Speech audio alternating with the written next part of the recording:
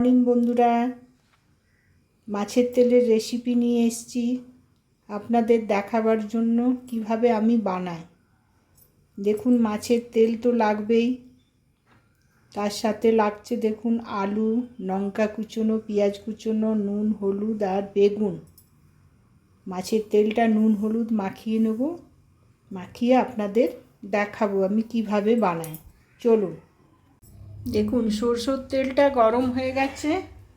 এরপরে আমি মাছের তেলটা নুন হলুদ মাখিয়ে রেখেছি, এরপরে আমি তেলের মধ্যে দিলাম।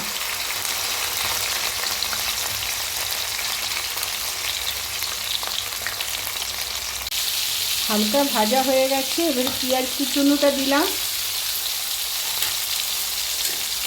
আলুটা দিলাম, বেগুনটা দিলাম, নুন হলুদ দিলাম, কাঁচা লঙ্কা দিলাম।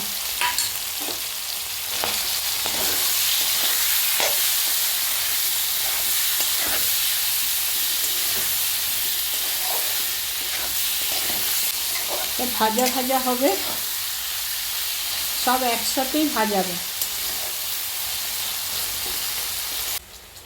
দেখুন বন্ধুরা, মাছের তেলটা আমি বানিয়ে নিয়েছি, ভিজে গেছে, ভাজা ভাজা দেখুন হয়ে গেছে। এভাবেই বানাবেন, বানিয়ে খাবেন, খাওয়ার পর কমেন্ট করবেন।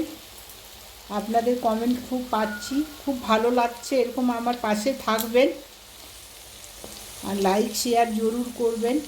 ভালো থাকবেন, সুস্থ থাকবেন। পরের ভিডিওতে আবার আসছি।